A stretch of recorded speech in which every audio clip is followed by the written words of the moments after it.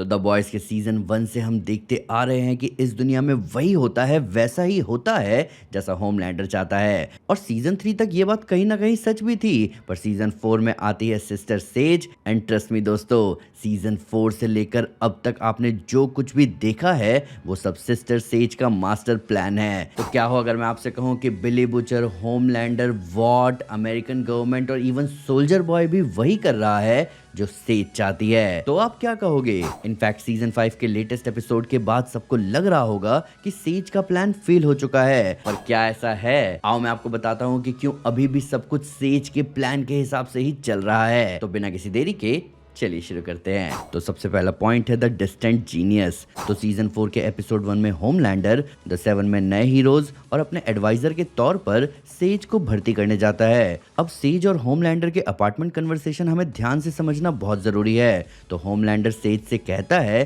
कि वो अगर लोगों को बचाता है तो लोग चीयर करते हैं, अगर वो लोगों को मार भी डाले तो भी लोग चीयर करते हैं, और ये उसके लिए सेंस नहीं बनाता। अब होमलैंडर ऐसा इसलिए कह रहा है क्योंकि अगर आपके वर्चूज और आपके ईवल दोनों पर ही लोग तालियां बजाएं तो आपको समझ नहीं आएगा कि ये लोग असल में मेरे एडमायरर्स हैं या फिर ये बस सिचुएशन का फायदा उठाने वाले अपॉर्चुनिस्ट हैं या ये लोग बस मेरे खौफ में ताली बजा रहे हैं। और ये आउटकम एक डिक्टेटर के लिए सही नहीं है। वो एक कंफ्यूज्ड और कन्फ्लिक्टेड लेगेसी नहीं छोड़ना चाहता अपने बेटे के लिए। इस पर सेज कहती है कि अगर तुम्हें आइडियोलॉजी की क्लैरिटी चाहिए तो फिर लड़ने दो लोगों को। लोगों की इनहेरेंट टेंडेंसी होती है कि वो एक दूसरे को खत्म कर देना चाहते हैं, हमें बस उन्हें थोड़ा पुश देना होता है। और फिर जब सारे लोग एक दूसरे पर दरिंदों की तरह टूट पड़ेंगे तब तुम्हें क्लैरिटी मिलेगी कि यहाँ कौन एक्चुअली मौके का फायदा उठाने वाले अपॉर्चुनिस्ट हैं, कौन बस डर में जी हजूरी कर रहे हैं और कौन एक्चुअली तुम्हारे साथ हैं। और जब ऐसा होगा तब तुम बीच में कूदना और हर एक विद्रोही को खत्म करते हुए बचे हुए लोगों के हीरो बन जाना। ये तुम्हारे ओहदे और तुम्हारी लेगेसी को लेजिटिमाइज कर देगा। अब सेज और होमलैंडर की ये कन्वर्सेशन याद रखना दोस्तों। और अब मैं आपको सीजन 5 की एशली और सेज की कन्वर्सेशन की तरफ ले चलता हूँ। अब आते हैं दूसरे पॉइंट पर, द लास्ट सर्वाइवर। तो एशली से बात करते हुए सेज बताती है कि होमलैंडर को एक डिक्टेटर बनाना उसके प्लान का फेज 1 था और उसके प्लान का फेज 2 अब शुरू हुआ है, जहां पर वो चाहती है कि वो सूप किलिंग वायरस रिलीज हो जाए और जब सूप्स को पता लगेगा कि ये वायरस इंसानों ने बनाया है तब सारे सूप्स इंसानों को मारने निकलेंगे और उस वायरस से सारे सूप्स मर जाएंगे और देखते ही देखते पूरा अर्थ तबाह हो जाएगा।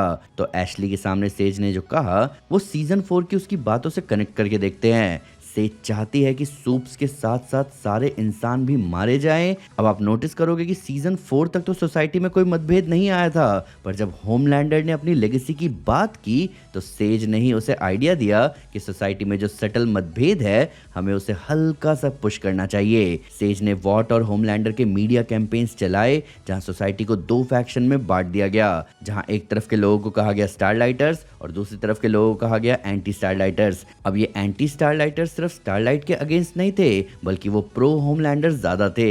अब इन दोनों साइड्स के प्रोटेस्ट में सेज ने कुछ प्रोटेस्टर्स को मारा जिसकी वजह से वो प्रोटेस्ट ब्लडी टर्न ले लेता है। लोग डेली लाइफ में एक दूसरे को मारने लग जाते हैं, सोसाइटी ऑलमोस्ट एक ब्रिंक ऑफ लॉलेसनेस पर पहुंच जाती है और माहौल इतना खराब होता है कि होमलैंडर अगर स्टारलाइटर्स का मर्डर भी कर दे तो भी लोग चीयर करने लग जाते हैं। तो सेज ने तो अपने प्लान का फेज 1 शुरू कर दिया था इंसानों के बीच एक दूसरे के लिए नफरत भर के, और इस नफरत के बीच के तौर पर ही उसने होमलैंडर को एक हायर फिगर बनने दिया। क्योंकि हिस्ट्री में हमने हमेशा देखा है लोगों में आक्रोश भरने के लिए आपको बस उन्हें एक हायर सिंबलिज्म देना पड़ता है, तभी वो खून के प्यासे बनते हैं, वरना हम इंसान वैसे एम्पैथिक क्रिएचर्स हैं। तो वो सिंबॉलिक फिगर बना होमलैंडर। तो सेज का प्लान एकदम ऑन पॉइंट चल रहा था। वहीं सीजन 5 के एपिसोड 6 में सेज ने खुद एमएम और बुचर से कहा भी था कि वो हमेशा से उन्हें ट्रैक कर सकती है और वो हमेशा जानती थी कि द बॉयज की टीम क्या कर रही है, कहां जा रही है और क्या प्लान बना रही है। तो the boys soup killing virus को बनाएंगे ये उसे हमेशा से पता था और वो उन्हें कभी भी रोक सकती थी, पर उसने उन्हें नहीं रोका क्योंकि वो चाहती थी कि वायरस बने। तो द बॉयज भी सेज के ही रहमो करम पर ये सब कर पा रहे थे। तो सीजन 4 से लेकर अभी तक में जितने भी कैरेक्टर्स इस शो में हैं वो सब सेज के प्लान पर चल रहे हैं और इसलिए एशली भी कहती है कि मुझे तुम्हारे बड़े से चेस बोर्ड का प्यादा नहीं बनना जैसे तुमने सबको बना रखा है। पर अब आपके मन में सवाल आएगा कि भाई सीजन 5 के एपिसोड 6 में सेज का प्लान फेल हो चुका है ना, पर ऐसा नहीं है दोस्तों, अभी भी सब कुछ सेज के प्लान के हिसाब से ही चल रहा है। आओ मैं आपको बताता हूँ। अब आते हैं वीडियो के फाइनल पॉइंट पर, द ट्विस्ट ऑफ फेथ। तो सीजन 5 की शुरुआत में सेज बहुत इजीली डोमिनेट कर रही थी अपने प्लान के साथ। प्लान का फेज 1 सक्सेसफुल रहा और फेज 2 के लिए बॉयज ने वायरस तैयार भी कर लिया। पर सेज के प्लान में पहली रुकावट आई जो शायद उसने प्रिडिक्ट नहीं किया था, और वो था कि सोल्जर बॉय पर सूप किलिंग वायरस का असर नहीं हुआ और पता चला कि V1 अपने यूजर को इफेक्टिवली इमॉर्टल बना देता है। तो ये जानने के बाद सेज थोड़ा सा घबराई, पर उसने सिचुएशन के हिसाब से अपने प्लान को हल्का सा चेंज किया। हमने फोर फ्रंट पर तो देखा कि सेज नहीं चाहती कि होमलैंडर को कभी V1 मिले, और इसके लिए उसने बहुत तरीके भी अपनाए, जैसे कि होमलैंडर के सामने ये ड्रामा करना कि वो V1 को रिक्रिएट नहीं कर पा रही। जबकि सीजन 4 के एपिसोड 1 में जब होमलैंडर सेज का बायो निकालता है तो वहां लिखा हुआ होता है Earth's most intelligent sentient being, यानी कि इस प्लेनेट पर ना अभी कोई है और ना ही आज तक कोई ऐसा पैदा हुआ जो कि सेज से ज्यादा इंटेलिजेंट हो। इवन उसे इंटेलिजेंट ह्यूमन नहीं बल्कि इंटेलिजेंट सेंटिएंट बीइंग कहा गया, यानी कि हर वो चीज जिसमें जान है, चाहे वो इंसान हो या सूप, सेज सभी से ज्यादा इंटेलिजेंट है। तो V1 वो ना बना पाए ऐसा हो ही नहीं सकता।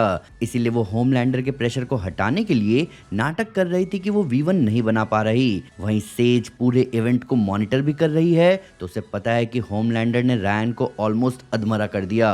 वहीं अपने प्लान के लिए वो सिर्फ होमलैंडर नहीं बल्कि सोल्जर बॉय को भी रास्ते से हटाना चाहेगी। तो अभी सेज की इक्वेशन ये है कि कोई नहीं बचना चाहिए, पर होमलैंडर को रोक सकने वाला बच्चा घायल है। सोल्जर बॉय भी नहीं बचना चाहिए, पर वो वायरस से नहीं मर सकता। वहीं होमलैंडर इमॉर्टल नहीं है, तो लंबी फाइट में सोल्जर बॉय के जीतने के चांसेस ज्यादा हैं। दूसरी तरफ बिली बुचर तो खुद वायरस का शिकार हो ही जाएगा। तो इस इक्वेशन में अगर सेज चाहती है कि होमलैंडर भी मारा जाए तो उसे कोई ऐसा भी चाहिए जो सोल्जर बॉय की इमॉर्टैलिटी के बाद भी उसे मार डाले। तो वो तभी पॉसिबल है जब होमलैंडर की पावर्स V1 से एम्ड हो जाए और वो खुद इमॉर्टल हो जाए, और फिर होमलैंडर और सोल्जर बॉय की लड़ाई करवा दी जाए, जहां होमलैंडर सोल्जर बॉय को मार डालेगा। और उस लड़ाई में इतना वक्त तो लगेगा ही, और होमलैंडर इतना घायल तो हो ही जाएगा कि फिर रायन तब तक ठीक होकर आ जाए और वो होमलैंडर को एक फिनिशर मूव देकर खत्म कर दे। और सूप किलिंग वायरस सारे सूप्स और रायन को तो मार ही डालेगा। क्योंकि देखो दोस्तों, जिन्हें ऐसा लगता है कि सेज ने ये आउटकम कैलकुलेट नहीं किया होगा, तो ऐसा हो ही नहीं सकता, क्योंकि सेज की स्टैट्स में लिखा गया था कि उसके पास एम्पैथिक एक्यूरेसी की एबिलिटी भी है, यानी कि वो ह्यूमन बिहेवियर को एकदम एक्यूरेटली कैलकुलेट और जज कर सकती है कि कौन कैसे रिएक्ट या बिहेव करेगा।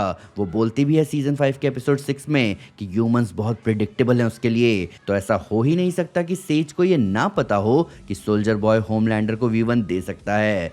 सेज जानती थी कि ऐसा होगा, और ये उसके प्लान के लिए जरूरी भी है, क्योंकि पावर लेवल्स में सिर्फ और सिर्फ होमलैंडर ही है जो सोल्जर बॉय के लेवल पर है, और V1 ही वो आखिरी कमी थी जिससे होमलैंडर ट्रूली सोल्जर बॉय के लेवल पर पहुंच जाए। और अब वो दोनों एकदम एनफ है एक दूसरे को टेक डाउन करने के लिए। वहीं रायन अभी भी एक ट्रम्प कार्ड है, क्योंकि बॉम्ब साइड ने कहा था कि उसने पहली बार अपना ब्लड देखा, यानी कि V1 आपको इतना ड्यूरेबल बनाता है कि आप नियरली इनविंसिबल होते हो बाहर से। पर रायन ने जब खुद पर से कंट्रोल छोड़ा था तो उसने स्टॉर्म फ्रंट को बाहर से ही जलाकर राख कर दिया था। तो रायन एक V1 लिए हुए सूप को भी मार सकता है, पर क्योंकि रायन इमॉर्टल नहीं है तो वायरस का भी शिकार हो सकता है। तो सेज V1 ले चुके सूप को होमलैंडर के हाथों मरवा देगी, फिर होमलैंडर को रायन के हाथों, फिर रायन और सभी को बिली के वायरस से मरवा देगी। इस प्रोसेस में दुनिया भी बर्बाद हो जाएगी जैसा वो चाहती है, और ले दे के सारा किस्सा समाप्त, और एंड में विनर सेज होगी।